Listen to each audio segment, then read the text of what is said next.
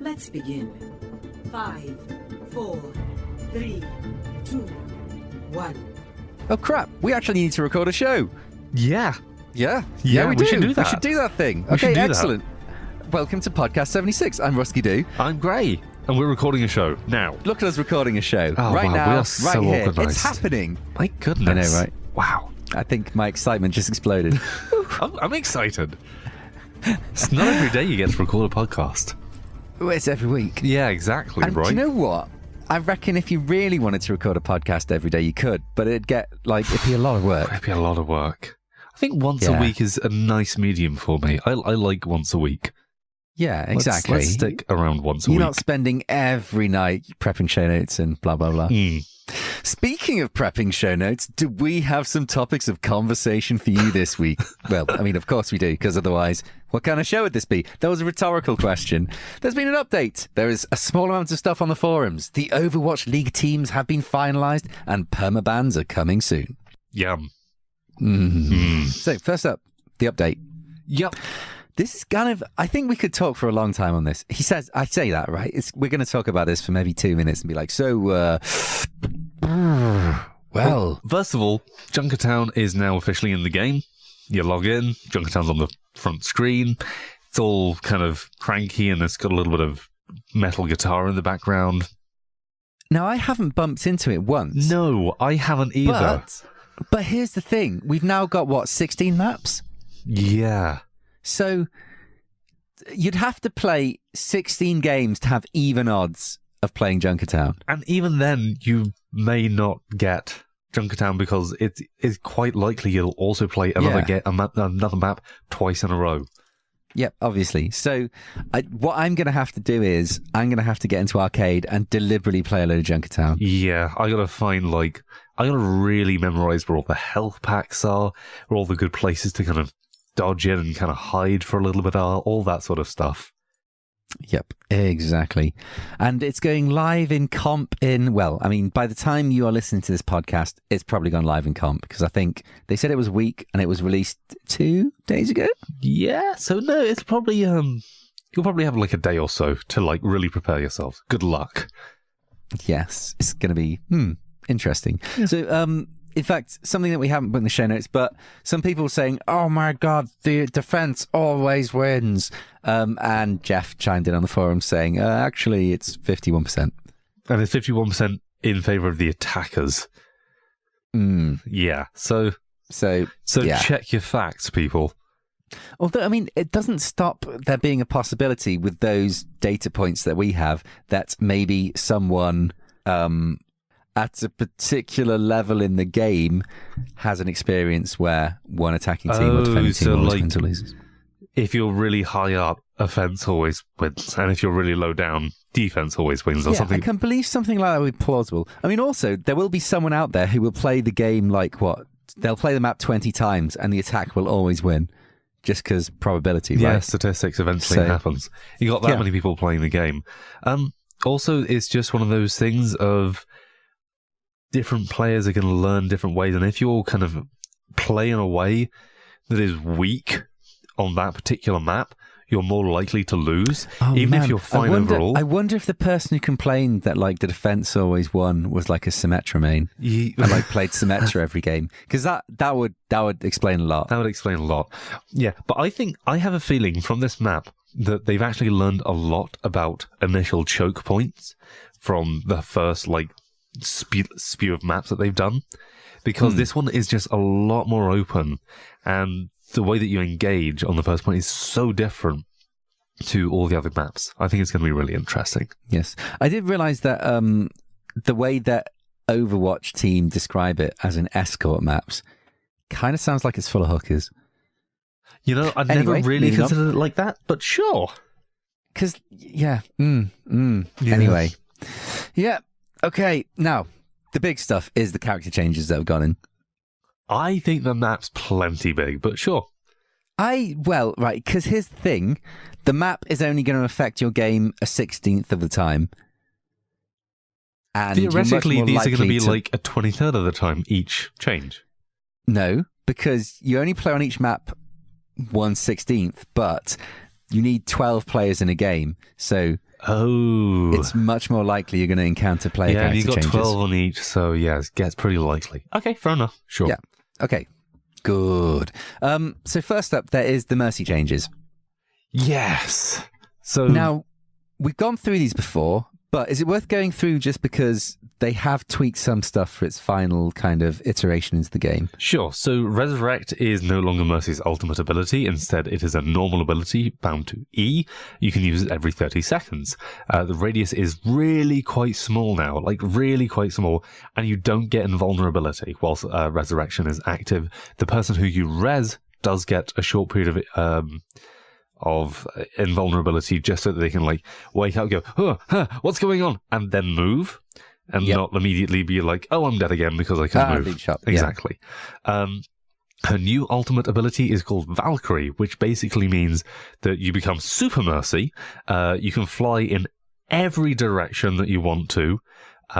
You can damage boost multiple people at a time by hitting someone. If you damage boost one person, then it will jump to another person in a small radius, and that can jump to another person, Though I haven't quite worked out whether the radius is reset per person, so you can just like chain it a long way, or whether it's just like a small radius in which it will spread out. I see, because all of the like little beams just emanate out from the first person. It doesn't like chain through people, I think it's the second one. So basically that person becomes a mini Orisa ult, except for healing as well as damage.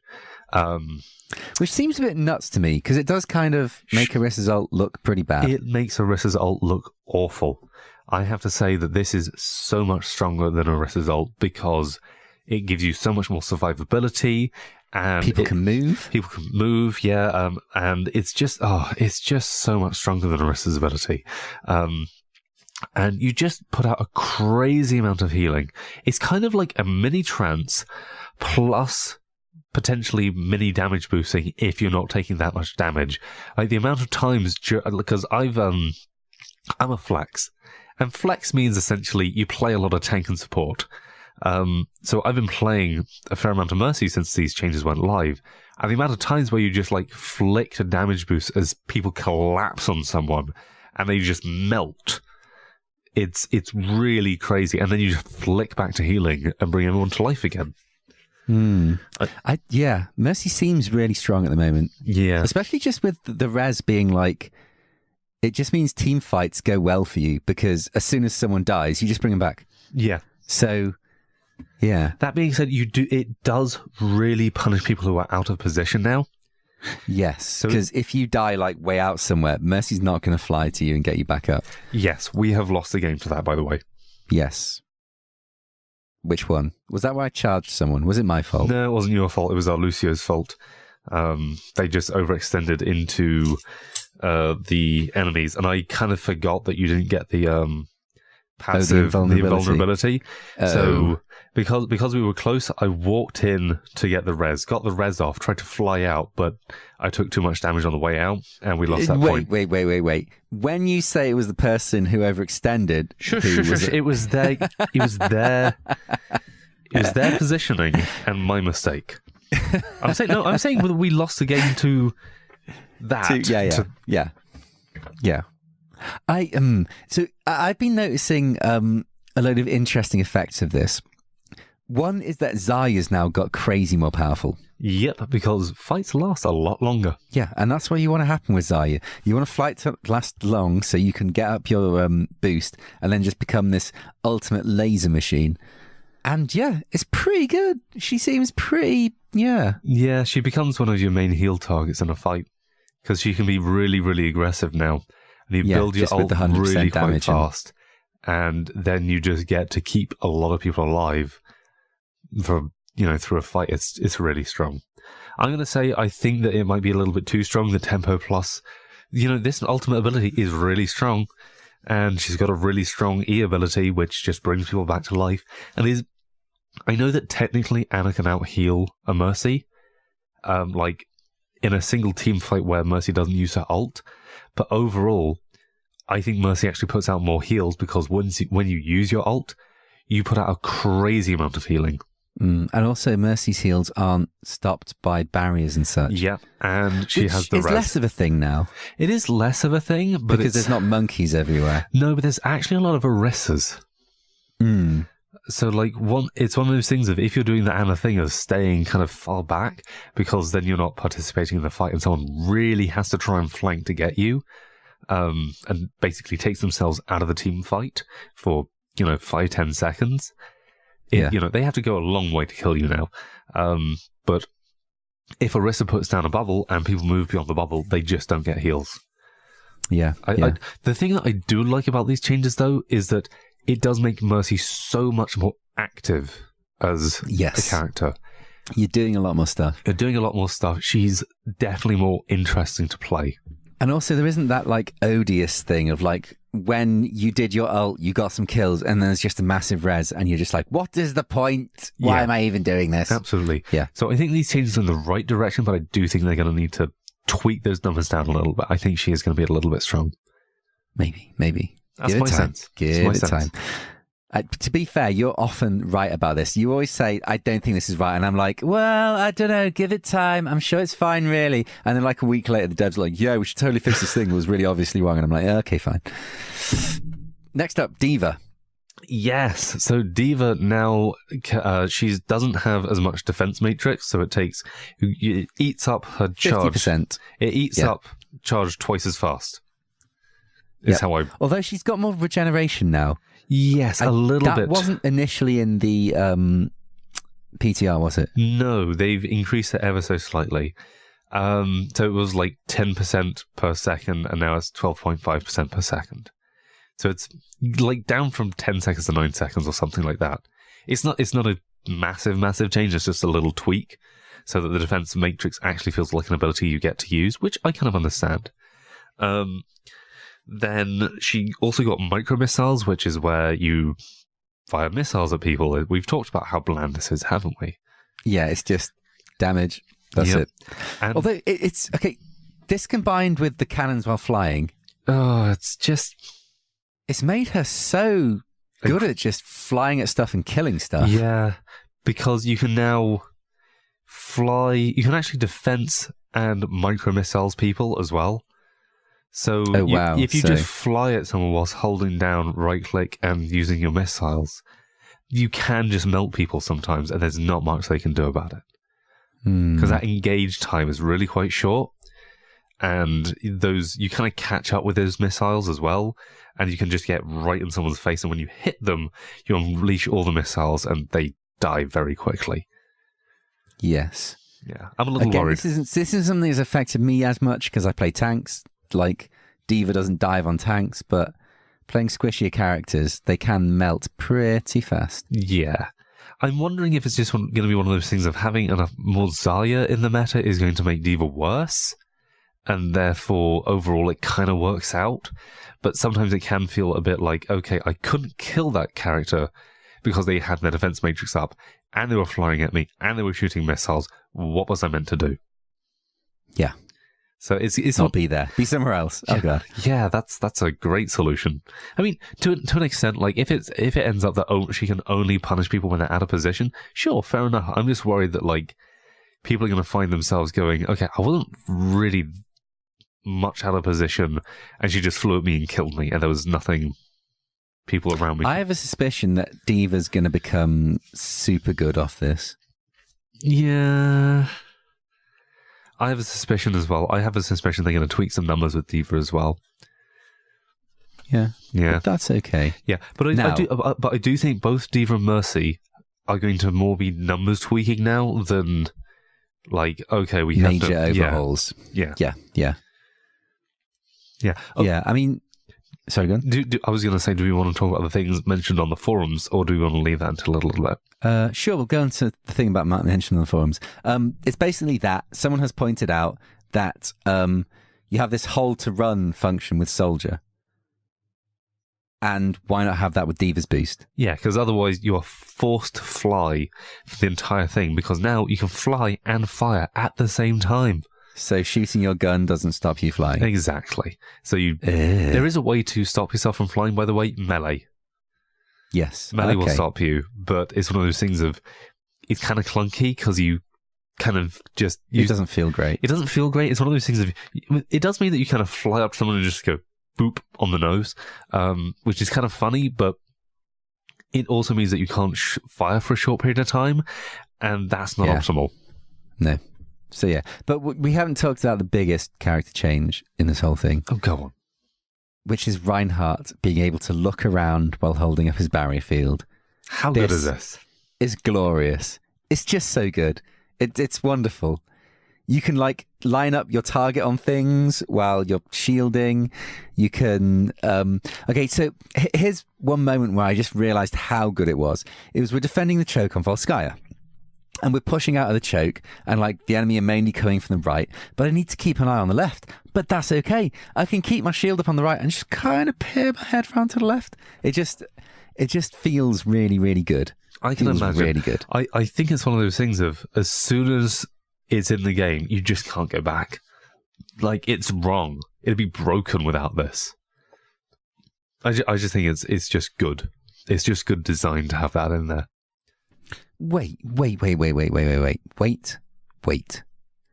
I'm looking at a thing, and I don't entirely understand what it means. Which thing are you looking at? Okay, a new movement relative to camera during barrier free look option can be found under settings controls. Yes. What does that mean? So I'll tell you what it means. When you're in third person with Reinhardt, there are two ways that you can theoretically move. Either you move relative to the way that the Reinhardt is facing, or you move relative to the direction the camera is facing. Oh, right. Huh. So what they've done is they've added a setting so that when you're third person with Reinhardt, and theoretically they just added this for all heroes, so that if they have a third person mode for some reason, like some sort of arcade shooter, then they can do it where like, well, we've already got that setting. So if you're in third person, do you move relative? My mind is melting trying to work out which one of those I want. You probably want it on whatever it's on at the moment. Yes, because I haven't noticed it. Exactly. Which means whatever it's on right now, I'm just going to leave. So change nothing. Yeah, no, don't touch that dial. My guess is the way that you're thinking about it, you're thinking about it from Reinhardt's perspective already. Yeah. So it's just one of those things of you're automatically doing the right things. Yeah, because, I've realised that I had a particular skill trained up, and that is... You ever play a game called Micro Machines? No. Okay, tell me it's more. like a top-down racer. Okay. And there was this big thing on Micro Machines. When you're racing up the screen, when you turn left, your little dude moves left. Yes. Obviously. And when you turn right, your little dude moves right. But when you're racing down the screen, when you press right, your car steers to the right, which is actually left how you're looking at it. Right? Yes. Okay, it's like as if you're using a remote-controlled car and it's driving towards you. Yes. So a lot of people haven't had to deal with that. So when they first find that, it's very confusing. But having trained on Micro Machines when I was young over a vast period of time, this is now second nature to me. And I suspect the same will be of Reinhardt. Yes, I imagine so. So you got the skill trained up already. I have to say, exactly. I realised, I've got this problem where I call left and right wrong. Yeah. When I'm facing it. I thought it was from playing Spy, but it actually turns out it goes way further back than that. Really? Yeah.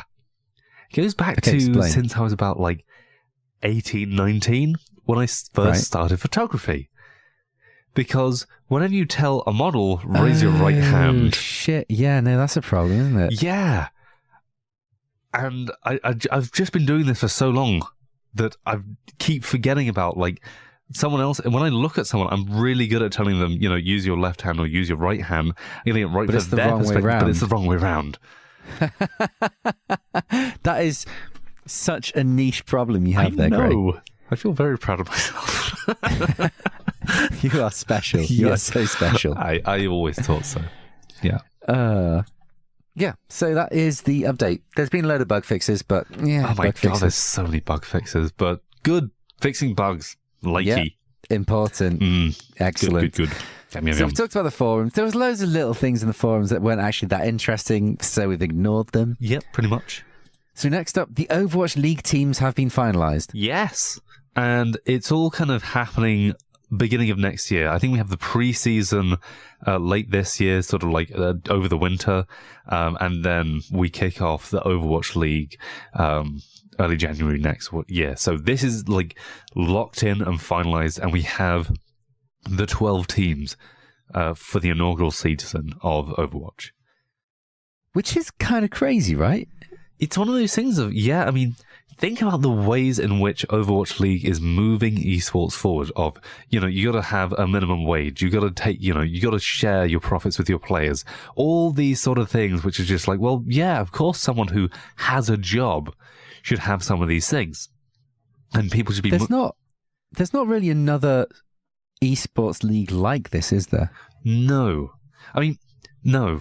Not like this, not in the way that they've structured this, so they're saying, we're taking this seriously and we want these people to have like contracts and jobs. In order for you to participate in this league, your players have got to be given fair contracts. I think it's great. I think it's also a sign of what's to come. I think it's a sign of like how we're getting to the stage where we're going, okay, esports are basically just sports. It is just people who have a particular skill in a particular area and are really good at it, that people want to watch do that one particular thing. We're going to treat that the same as we treat all other sports. We're going to give you contracts, we're going to make sure you're paid okay, and we're going to take care of you. And I think that is great. And I think this will spread to a lot of other esports over time. Yeah, I could go with that. Yeah. So do we want to... It's interesting the spread of where the teams are. Yeah. It's kind of weird, isn't it? Well, and I think actually there's only one team that I'm just like, okay, but I'm kind of excited by it. Which is that? London. Yes, because Cloud9 isn't actually based in London. No. I think, are they based in LA as well? I think but they already have 2 LA teams, so they were like, ugh. Yeah. It's just interesting also because, relatively speaking, I mean, the whole Seoul having a... Is it Seoul or is it Seoul? I actually don't know. Seoul. Is it Seoul? It's just Seoul. Okay. Yeah. So Seoul having one kind of makes a lot of sense. And like Shanghai having one also makes a lot of sense. And then the rest of them are just American. And then there's London that's just really far away. I didn't think had that big a scene. But like, I don't know. I think it's just because London is such a kind of famous city. Maybe. Sure. Like, I mean, and also, like, there's a thing in game for it, so there's a lot of, like, I don't mean kudos attached to it, I mean value of some kind. Yeah, I can kind of see what you mean. Anyway, let's go through all the teams in their cities. Go for it. So, Los Angeles has been signed by Immortals. San Francisco has been bought by NRG. Miami has been bought by Misfits. New York has been bought by Wilpon, which I've never heard of them before. Okay. Boston has been bought by Kraft. And if you heard... are they the same people who make cheese slices? Are they actually the same people? 99% sure, yes. Really? Yeah. But they do all sorts of other things. They're a conglomerate. They have their hands in loads of pies. Oh my God. Seoul has been bought by Chew/Lunatic High. And I assume that's like shared ownership between a team and some, like an individual owner or something. And they're going to win everything. Yeah, probably. Everything, probably. That's probably why this one person was like, I should just buy this. I don't care. Like, you want to buy this as well? Well, look, let's just split it. Oh, so wait, Chew is a dude? I think so. Or a lady? A person. Okay, I thought it was just a single person. Anyway, so it's owned by Chew/Lunatic High. Shanghai has been bought by NetEase. Corporations are getting in on this, which makes a lot of sense. I mean, obviously, it was always going to happen. Yeah. Like, what's the buy-in for this? Everything that's in on this is a corporation because it's a couple literally of millions of dollars. Yeah, it's literally millions of dollars. LA has been bought by Stan Craig. LA team number 2, which is odd. Yeah. I'm guessing like there was so many people trying to buy LA that they were just like, fine, we will have 2 stadiums for LA. London has been bought by Cloud9. Well, I should mention, this is just like Manchester United and Manchester City. It's not that big a deal. Oh, yeah, that's true. Philadelphia has been bought by Comcast. Houston has been bought by Optic Gaming. And Dallas has been bought by Team Envious. So there is a mix of teams buying them, individuals buying them, and then corporations buying them. So it's like a lot of different people clearly have interest in this. And I just think this is super exciting. Like, in terms of esports, this is just like... people willing to ante up literally millions of dollars banking on the success of an esport. It's amazing. She's nuts, right? It is there nuts. Was, someone talking about when esports are going to make it to the Olympics, with the idea that it's just a matter of time. Ooh, it's difficult. The difficult thing about something like that, I suppose, you just have all the different events, so you just have all the different games as well. I think it'll be a different thing. I don't think it'll be a part of the Olympics. This is my guess is. You reckon? Yeah, I think it won't be a part of the Olympics because becoming an Olympic sport is you have to meet a whole load of categories first. Yeah, but just in terms of the Olympics wanting to stay relevant to the world, a hell of a lot more people are going to play competitive Overwatch than, say, do the shot put. Seriously, who shot puts these days? It's true. I do think that, but the Olympic viewership is probably still growing, and the reason is because of that 4-year cycle. It comes around every 4 years, and everybody watches it. Yeah, but I bet no one's watching shot put. It's true. I imagine that mostly what they watch is things like the 100-meter sprint. Beach volleyball. Because gymnastics, I bet gymnastics pulls a huge viewership. Yeah. Humans. I like watching the men's. They do cool stuff. Pommel horse. That's because you used to be a gymnast. It's true. So you actually have an interest beyond fit-looking people in tight spandex. Well, that's why I watch the men's anyway. Whoa, okay, that's fair. But yeah, I wouldn't be surprised by it, but I'm going to bet against it for a good while. Yeah, it's going to take a while, but once things if Overwatch League takes off, then also just the amount of money that's starting to get into esports now, it's huge. Yeah. I mean, the nice thing about any form of esport is it just seems relatively accessible. There's something about esports that just seem much more accessible. I think a lot more people can see themselves being a professional gamer than they can see themselves being a professional sports person of any kind, because I just think it depends on the sport. And it's that whole thing of, do you do it at one level, and can you see that if you just did it a lot and did it a lot better, you would be the best person in the world at it? Yeah. Because, this is the thing, soccer. It just has such an obvious, you play soccer in the park, and it's pretty much the same game as the professionals are playing. They're just playing it really well. So you can see how it could happen. Yeah. Yeah, absolutely. It's that kind of accessibility and kind of track that you can see how it would happen. That's what I think makes it accessible. That's fair. Yeah, maybe. Anyhow, permanent bans coming soon. Yes, to a console near you. And this is to Josh PCs. Engen. He's a new one. No, we've seen Josh Engen before. Have we? Yeah. Okay, I need to put him in my list of people that I stalk. I know because I know his name is my name, so I've seen it before. Yeah, except not the Engen part. But basically, as of September the 27th, players who accumulate 3 or more seasonal bans may be permanently banned from playing competitive play. So they can't... And there's no way back in currently? No, there is no way back in. Once you're banned, that's it, you're done. And this also happens if you consistently drop from matches. Yep. Then you'll get a season ban. Yep. Which, I guess that's good. I think you have to be reasonably egregious. It has to be one of those things if it's happening consistently. So it happens to you 4 or 5 times over the course of a season, overall, and you play loads of matches, you're probably okay. Yeah. But it's as much as anything, it's a percentage thing. Yeah, here's one thing I would say though. If you are dropping from 50% of your competitive games because of a dodgy internet connection, you need to stop playing comp. Because you will just get banned. For the benefit of everyone else. No, not just because you're getting banned, because you're making the game so much not fun for so many people. But you will get banned. Yeah, they're going to solve the problem for you if you don't solve it for everyone else. But yes, I agree. I wonder how many people this will actually affect. Who's managed to get a seasonal ban? I don't know. I don't know the numbers. They know the numbers. Yeah. Ask them. Why are you asking me? That was a rhetorical question. I was asking Josh Engen the question. Okay, I'll be like, Josh. Yeah. Seriously, how many people? No, different Josh. God damn it. Yeah, no, I'm really pro banning people who make games not fun for other people. I agree. I think it's good for the game overall, and you will end up with more people staying than, it's not worth the people who are toxic to keep the people who are toxic, because there will be more people who stay because of not toxic. People like having fun. So people play a game that's fun, and they won't play a game that's not fun. That's simple. So get rid of the people that make it not fun. Exactly. There we go. Good. And talking of fun, do you want to go have some? Yeah, we should totally do that. Yes. Oh, I was going to look at some gymnasts.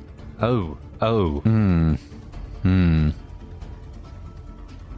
been Ruskeydoo. I've been Grey. We'll see you next time. Take care. Bye-bye.